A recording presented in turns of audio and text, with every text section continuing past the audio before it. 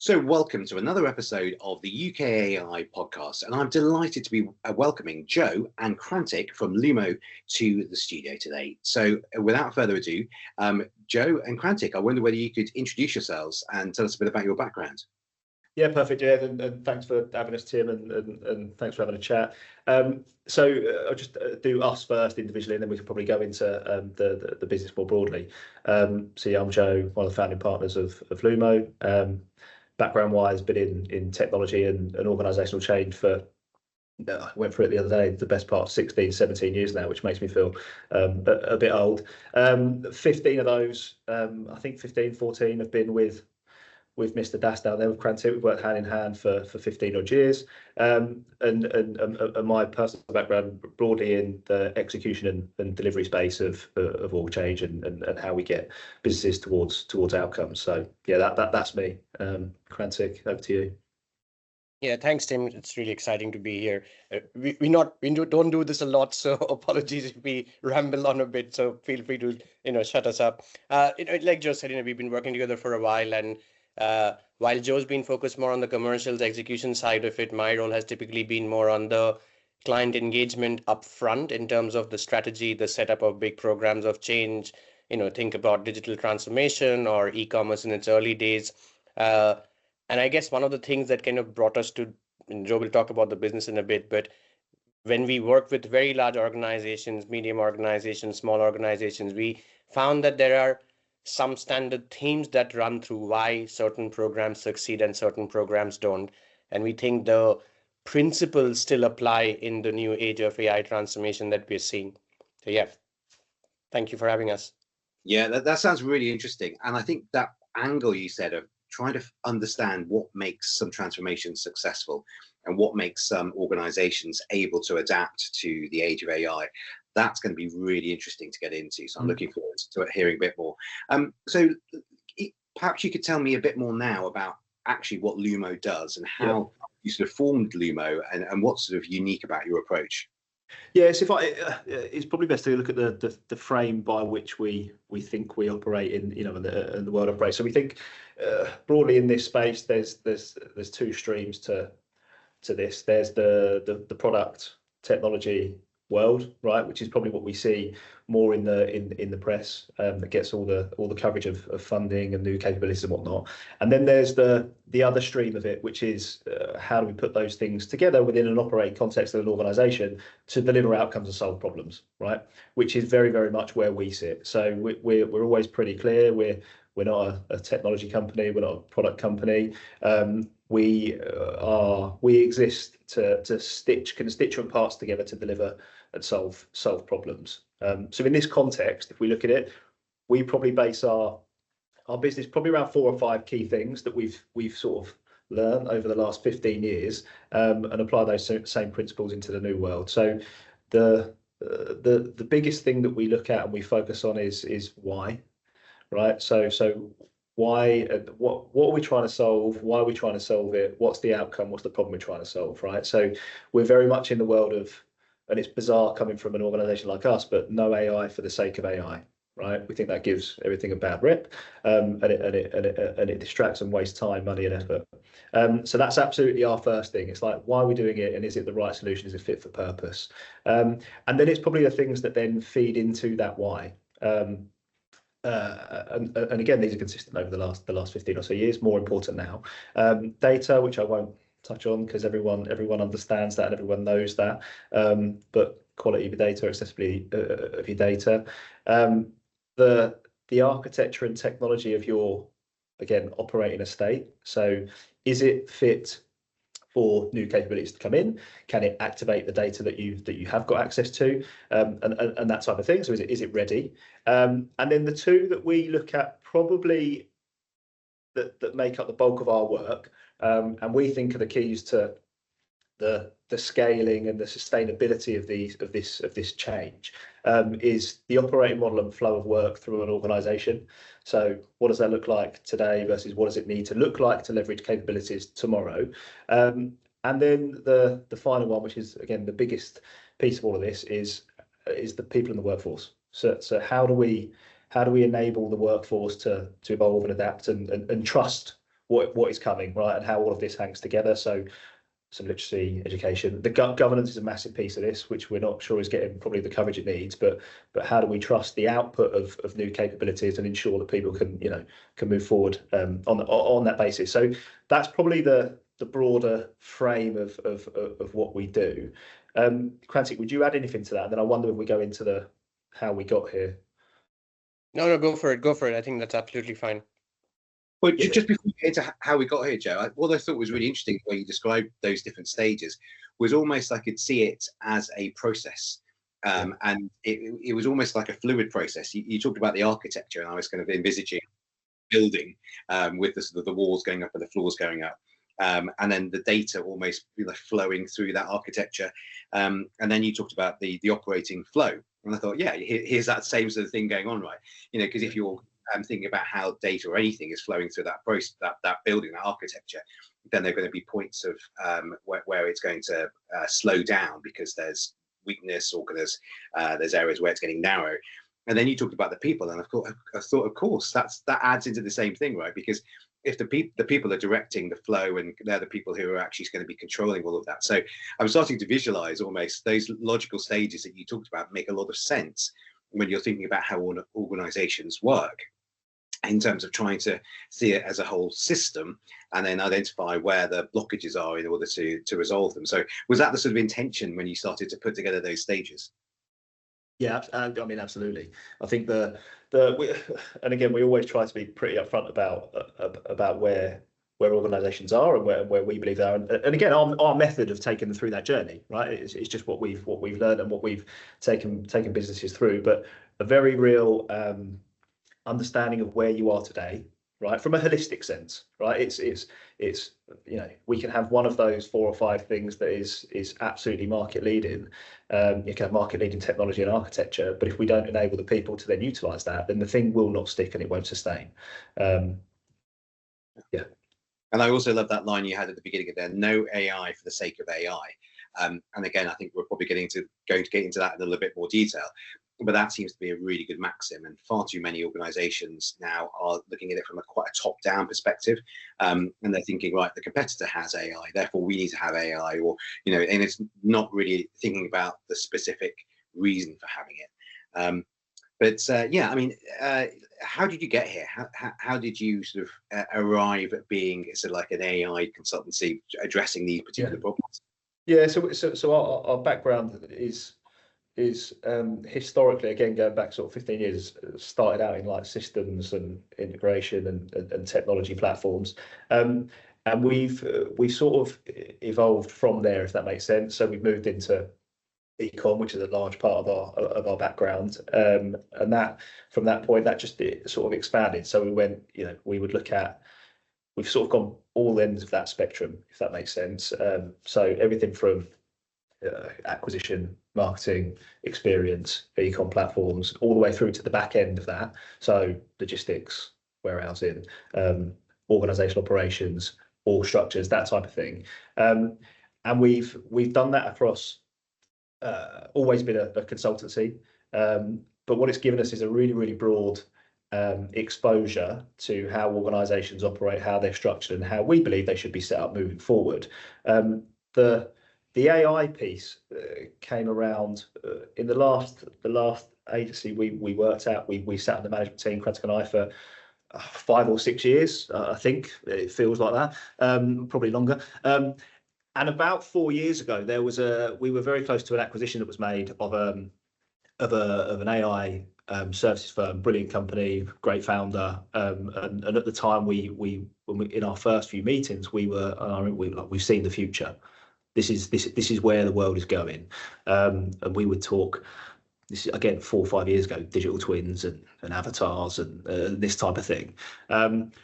So for us, we looked at it, and again, if you look at where me and Krantik have played, Krantik in from an offer and a strategy and a proposition perspective and a service perspective, and me and then the execution of that, we thought it was a natural fit into what we already did. And it would be pretty straightforward to integrate into our services and help deliver value to clients. What we found, it took us about 2 years to realise that it wasn't a plug and play type scenario. this wasn't a thing that you put on top or you bolted on the side. This was a deep integration into operating models, how you were going to feed it the right data, how are you going to set up around it. And as I say, it took us about 2 years of not really getting it right to realise that. And then Krantik and I sort of started testing some of the hypothesis externally, broader in the market, as to what we thought would work, which is sort of what we discussed previously. And then started gaining some more traction on that about 18 months ago, and then started the business. Here we are. So I think we look at it now and we were probably our first case study, right, of seeing it from the inside, of going, let's just put AI on top of something, and then seeing it not really come to fruition. So that's sort of how we've made the transition. Again, Krantik, you add anything onto that, or? No, I think that's right. I mean, I think Joe's being very polite. We were almost at that point where like, this is brilliant. We don't need to work anymore. This thing is going to sell like hotcakes. We've bought the right company, and they're all very smart people, by the way. Absolutely nothing, as a reflection on them. But I think the readiness of the market, the way you pitch something, the way you implement something, the ability of the client to think beyond their existing structures was just not things we were addressing. So all the stuff, and we're not data scientists, but all the stuff about AI can optimize better without constraints. And here we were trying to implement AI with lots of constraints of an organization, departments, different data stores, different technology stacks. I want AI just does this. Don't worry about the other stuff.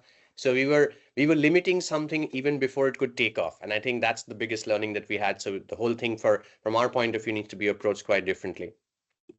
Thinking back to that sort of building analogy, I kind of made out of your stages earlier on. So where were you finding AI sort of plugs in to that sort of analogy? Was it that people were trying to just kind of change the entire building without understanding what's in it, or were they actually trying to sort of plug things in, add in new rooms or new parts of that building? If I take that, Joe, I think your building analogy is brilliant, by the way, and I'm going to use that elsewhere, because take a client who's fairly well established, mature, global, etc., and their business is basically different floors, right? So there's an elevator connecting it all the way. This is going to sound terrible on an interview, by the way, but but the problem was they were trying to solve for problems within each floor, right? Very rarely did you have someone who looked at the entire building and went like, hang on a second, the entire flow, the outcome, and how people who live in there, how they'll feel and they'll want to keep coming back to my building, it was not the question being asked. It was being asked, but at a floor level. So how do I make my e-commerce experience better, right? And a whole set of solutions around that. How do I make my, campaign management process better? And a whole set of solutions around that. But the integration of that, which then drives additional value and, more importantly, sustained value. Because if you optimize and if you implement AI within the constraints of a floor or a department or a problem, it's great. It'll solve for that for a while and deliver results for a while. But after a point, it has nothing more left to optimize for. But as soon as you start thinking of, and this is an example we use a lot of, saying inventory optimization, an obvious case for using AI, right? And lots of people are doing very good things with that. But your inventory optimization eventually has to connect to your demand, which is your entire world of marketing and campaign and paid media, etc. And some people are starting to optimize for that. But the two things are completely isolated, not because the data can't be joined up, not because the tech is hard, but it's because two completely different parts of the business run that, right? So when you start changing the question to how do I optimize my demand and deliver to that in the least cost or the most efficient or the most customer satisfaction method, then what you're trying to solve for is very different. So I think that changing or flipping the question on its head at a kind of initial strategic level across the whole building, back to the analogy, I think that's kind of the starting point for a lot of things. And that's what we're trying to push for. And some organizations are more ready for that conversation. Others are still exploring stuff and they have to come to that conclusion themselves. But we think that if you want to use this sustainably over the next 5 years and get results over the next 5 years, you have to think of it differently. And that's an interesting approach as well, because I'm thinking about how an organization starts and continues this process. You could get a CEO who will say, right, let's just change, but often they don't really understand what's involved in that change at a sort of floor level. Then you've got the sort of the individual heads of a floor, head of marketing or head of finance, head of HR, who might be implementing different systems, different floors. And then I was thinking, well, maybe they start and then bring the organization with you. But actually, in some ways, it's important to test and get the data and be able to get the people, the employees up to speed, and then be able to go and make the business case for the entire organizational change, because that is expensive, right? So in order for the company to want to kind of stitch them together, you're going to need to have some buy-in through a business case. Absolutely. And I think that is really relevant because, look, we are not in an age where anybody has unlimited time or money to make changes, right? And very few businesses, if any at all, have that. So therefore, the approach of building things small and then scaling them up is absolutely fine, as long as there are two things that are from a strategic perspective. One is some vision of where you want to end up, and therefore, based on the vision, which one of those floors or which one of those things you start with. Because you can very easily do lots of different pilots and explorations and tests, etc., which is fine in principle. But then when you don't have a plan to join them up, they don't scale, right? And then you get into the world of all the usual stuff we've had in the past around technical debt and, complexities and isolated solutions, which in the world of AI can get very expensive, right? Because when you built a solution, a model, and optimize the hell out of it for a year or so, then to expect it to do something very different requires a very different technology and data approach to that. And I don't think, given the time frame, and again, this could be a slightly contentious view of the world, I don't think organizations have the luxury of the next 10 years to get their AI strategy right. Digital transformation has been very kind to an extent. It's got accelerated by COVID, obviously, but people have had since, I'm making it up, since 2013, let's say, to get their digital transformation right? Some people have absolutely cracked that, others are still on the journey, and some are still, weirdly enough, wondering if they should do that. But I don't think with the AI revolution, transformation, changes, it's going to be that long, because I think the biggest difference is macroeconomic, because the luxury of growth or the period of growth that we had in the 2010s is not there now. So the only thing that will count is how fast can you adopt some of these tools to drive results. Whether the result is growth or the result is cost savings, in a different question. So I think that time factor is important. Therefore, the ability to experiment, explore, test beyond a point is going to be restricted. I think as well, to that end, we look at this with a bit of a two-speed lens on it. So there's absolutely, we need the bigger picture over a period of time, be that 1, 2, 3, 4, whatever, how many years, and what that vision looks like. But to the point, the world can't stand still, and equally we have to show incremental gains and incremental wins for a variety of reasons, right? One, from a commercial sense, but two, probably the one I think is more important, is to build momentum amongst the workforce that this is the way to take this, right? So actually I can see benefits, I can see value to me, I can see why we're doing it. Also, I can see what hasn't worked, right? So we tried some stuff, it didn't quite work, it means we're not going to go down that route. So I think there's the bigger frame, and then there's the incremental approach to ensure you're winning along the way, if that makes sense, for a whole myriad of reasons. Yeah. And one of the things you mentioned, Krantik, was around the mindset and the sort of the organizations that have gone through transformation already and have built that sort of operational agility. They're better suited to be able to adapt to the challenges of AI. And you mentioned that quite a few organizations still haven't gone through that sort of transformation, and we've been talking about it for 10, 15 years now. So you kind of think they would, but I think that's what we're seeing more broadly across the industry, that there's definitely a marked difference between organizations that have either sort of changed their entire leadership and their organizational structure to be more agile, and the mindset to be both curious and humble. So what I mean by that is just constantly scanning the horizon to look what's coming, and being humble enough to know they're not experts, but they're going to try and learn about it. And that then leads to this test and learn from mistakes and fail fast and all of that sort of mentality. The organizations which have got leaders who are leaders in systems who are doing that, they're just able to adapt to AI because it's just another technology. Whereas the organizations who haven't gone through and built in that sort of new organizational structure, that new mindset, they're really struggling because suddenly not only are they trying to catch up with the last transformation, but they're trying to catch up with the new AI transformation, and they haven't really built in all of those foundations to be able to then adapt in that way. So that really feels like a key blocker, I think, for a lot of organizations.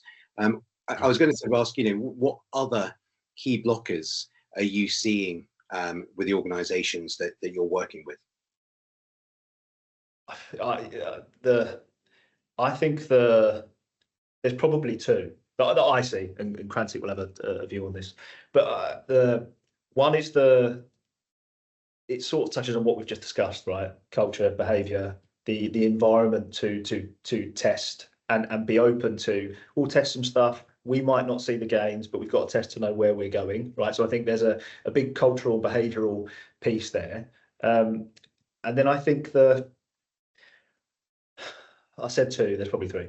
I think there's the alignment of outcome, right? I think the bigger plan versus the incremental plan. I think there has to be time spent and ideas formed on that to align the business.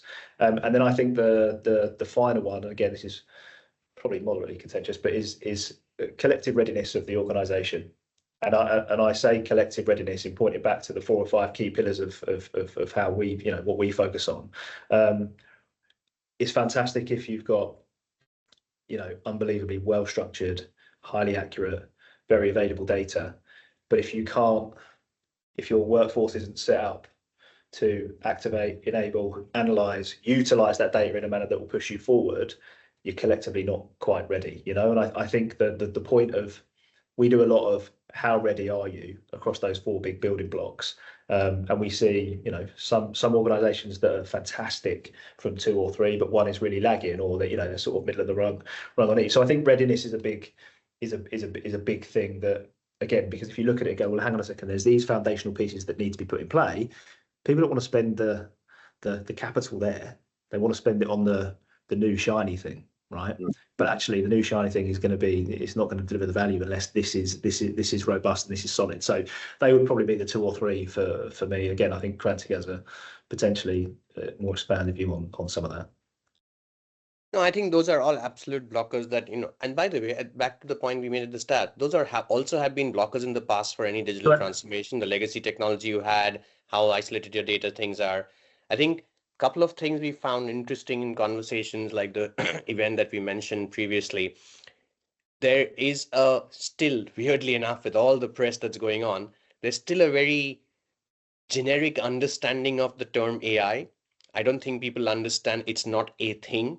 There are multiple aspects of it. The way it gets implemented, what it can do is very different. So I think obviously with the rise of a lot of LLMs, which people are now using instead of search, etc., that skewed the understanding of what AI can do and what AI is.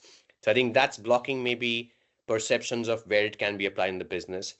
And the final thing, I guess, is, back to the point about the time, a lot of C-suites still don't have the luxury of a 3-year real plan. While they might have an approach and a roadmap, they're still being measured every quarter, every month, right, by the city or by their investors and everybody else. To really get organizational level, enterprise level change that's sustainable, they need that time. And I think they're struggling to find a story that they can sell on to buy that time to make real invasive, intensive changes, which is why, back to your point, they are flipping back to the default of let's just do this solution in this area and get some results for the next quarter, right? So I think these are kind of some additional views from on top of what Joe said. Yeah, no, that's really interesting. And just to go back to the house analogy as well, I think what we've been talking about is getting the foundations in place and getting the sort of the structural skeleton of the building in place. And those are so important. But then if you don't get those in place, what a lot of organizations, from what you're saying, are doing is they're just sticking in shiny new bits of the building on top of the skeleton without the foundations. And we all know what happens in that story, where a house is built without foundations and it just starts to crumble. So I think that analogy is kind of paying dividends. I like the other bit you were saying about the stories as well, because I think that's a critical part of what is often very hard for organizations and people who are driving change in the organizations, is to not just build the business case, which shows the results, but also to tell the stories of how the technology is actually driving results. And that's a critical part of what we need to do if we're then able to bring the employees, the workforce with us, and get them to adopt the AI tools. And 100% agree on the point you're making about the fact that AI is such an umbrella term. And what we're trying to do at UK AI is really help the everyday consumers to understand what AI is, because not only are they consumers who are buying the services and tools which our businesses are making, they're also the employees who are working in those organizations, and they really need to understand that in order to be able to adopt it. So I think a lot of great wisdom in what you were saying there. Just as we start to sort of wrap things up, it would be great to understand a couple of case studies or examples of your work where you've actually been able to implement this change, and give us a sort of sense of some of the wider issues you're sort of seeing when you've been implementing this change in the industry. Yes, I think if we look at the work that we try and do, we have a couple of sort of objectives, right? So we look at, can we make businesses more effective, both a colleague and consumer, from a colleague consumer lens? Can we make them more efficient in how they operate, and can we set them up for the future and what an AI-led sort of operating model context looks like? So we sort of work across three core pillars of service, right? So the bigger change, how do businesses need to be set up to deliver work as we move forward? Broader enablement that sits within that. So how do we equip and structure the workforce to trial, to adopt, to embed new capabilities? And then the final one of build, of how do we deliver outputs in a manner that is more efficient and effective, utilising new capabilities and models and whatnot. So that's probably the lens by which we work. As we sort of suggested earlier, we sort of try and start small, prove value, scale, right, to make it stick. I think Krantik will take you through a couple of examples from varying lenses on some of our work now. Yeah, I think, and it's a good mix of, I love the building analogy, by the way. I'm kind of trying to bring everything back into that. By the way, I think the building analogy needs to stop, because I've got a leak in we had some building work done and I've got a leak, right? And it's about 4 weeks ago. I'm like, oh God, here we go. But yeah, for this purpose, we can carry on. I think the two examples, there's two recent pieces of work and engagement we've had with clients, one in the healthcare space and one in the kind of footwear apparel space. The questions posed were very differently, right? Back to the point about you get the answer you get based on the question you ask.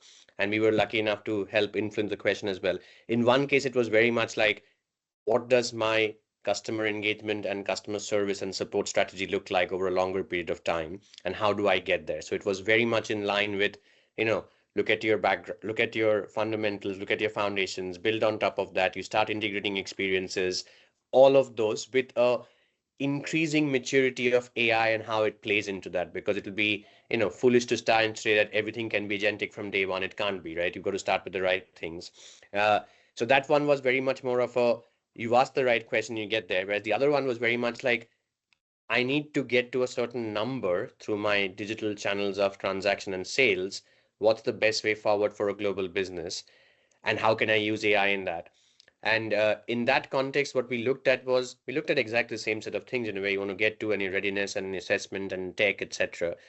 But we had to break the bad news saying, you are very far from being able to leverage AI. There's a lot of the foundational work in terms of development teams, your engineering processes, your customer experience, your market engagement that needs to be put in place before you make that first step. There were a couple of isolated small point solutions, back to Joe's point about incremental explorations, testing aspects that we looked at. So we've kind of trying to help organizations craft that path and find those initial quick wins. In the case of the footwear example that we talked about, we've kind of first thing we've done is like changed how they think of engineering and their product organization to cut down about 30%, 40% number of development teams they had. So there is immediate savings that you can apply when you start thinking of the business differently, even without using any AI at all. So as you get ready for it. So it's a little bit of, again, a misnomer saying if I have not got my own data science model, if I haven't got 100 data scientists working on stuff, I can't save money. That's not true. How you restructure the business can also save money as you get ready for the future. And in the other examples that we worked on, we've also worked with a very large advertising services company as well, where the focus was very much more on adoption. So trying to get them, the staff internally, to go from about, let's say, 15% of a global workforce, driving it up to about 30 or 40% of usage of the tools they already have. Because there's a huge investment that's been made by the organization, and it requires a lot of culture and process change to drive adoption. So it's not about necessarily new technology or finding new models, but it's helping use what you already have so you get the value out of the investment. And that required a lot of working with different parts of the business to bring them together and say, hey, you know what, after you cut through all the you know, uh, all the perception and mystery of what you think is unique, it comes down to a fairly basic few common tasks that everyone executes on, and these tools can actually help you integrate that. Yeah, no, that's really interesting. Thank you for sharing those examples. And I think this is part of the challenge as well, of all the different types of businesses, excuse me, who are going through this change, which is they're all very different. And they all have different levels of maturity, complexity, and just obviously legacy in terms of their tech. So what you're trying to do in terms of help them on their journey to optimize and to adopt AI is going to be very different every time. But what you come with is the understanding, having done that for other organizations, and a toolkit. And I think, one of the most important things that you can help an organization with is building their confidence, because often they'll have the common sense and they'll have the people and the resources, and they'll be interested in trying to find solutions, but they just don't know whether actually what they're suggesting is the right thing to do. Whereas I think with your experience across so many different industries and so many different companies, you can help them with that. We're going to have to wrap things up there, but I wanted to just come to you for sort of one last thought on what's the most exciting thing that you're seeing coming. What excites you most about what the future might hold? There's one. There's loads here. I think I'll give one that's a bit broader and one that's practical. The broader piece is that the openness of possibility, right? I think stuff's moving so quickly. What we can see today, who knows what it looks like in 2 years, right? That is hugely exciting, and it gives way more ways of working and delivering value. The second, I think, which is a bit more tangible, is the whole agentic world. That is really, really, really coming up quick.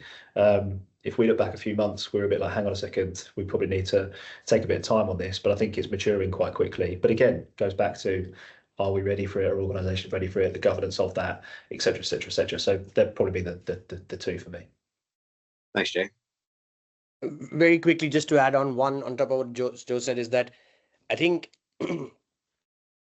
the challenges around trust and privacy issues and data security, etc., is going to get, I think, it's going to get harder and easier, but I think it's going to get a lot more navigatable, right? Right now, a lot of organizations aren't doing anything almost out of fear of not knowing what kind of trouble they might get into, be it in terms of using their content on something or using their imagery or thinking about how they can use customer data with AI solutions, etc. I think that's going to, and back to what Joe said earlier about governance is going to become important. I think that's going to get a bit more formalized and clearer for businesses. And I think that's going to unlock a lot of businesses going like, I know now what I need to make sure I'm not breaking, and therefore I can now go and play a bit more strength and a bit more confidence. So I think that's going to be hope. It's a hope, of course, but I think there's enough now traction in the industry, the government and legislation to make them do that right now. Yeah, I think that's a really important point. And that has been something which we as UKALI have been calling for greater clarity. I think it's a two-handed thing, right? That we can call for greater clarity from the government to make it clearer what the regulation is going to be around all those issues that you've mentioned. But I think at the same time, organizations themselves, businesses need to lean into this issue and be engaged and understand what that regulation is. And sort of our role is to try and bring both of those things together. But no, that's been really helpful. So that's great. And one last question then, how can we stay in touch and find out more about Lumo? Yeah. So we're on the usual. So LinkedIn, we're there. Lumo, I think transformation. The website, lumochange.com. You can get in contact with us at info@lumochange.com. But yeah, other than that, yeah, we'll come see us, come and have a chat. Yeah, we enjoy this stuff. So that's probably the best way. Excellent. Well, Joe and Krantik, thank you so much. You've shared a lot of wisdom, a lot of insights, and it's been great talking to you. I'm really glad we came up with that house analogy. I can see already that's going to give us a lot more value in years to come. And I look forward to having you back on the webinar at some point in the future. But great chatting to you. Thank you. Awesome. Cheers, Tim. Brilliant. Thanks, Tim.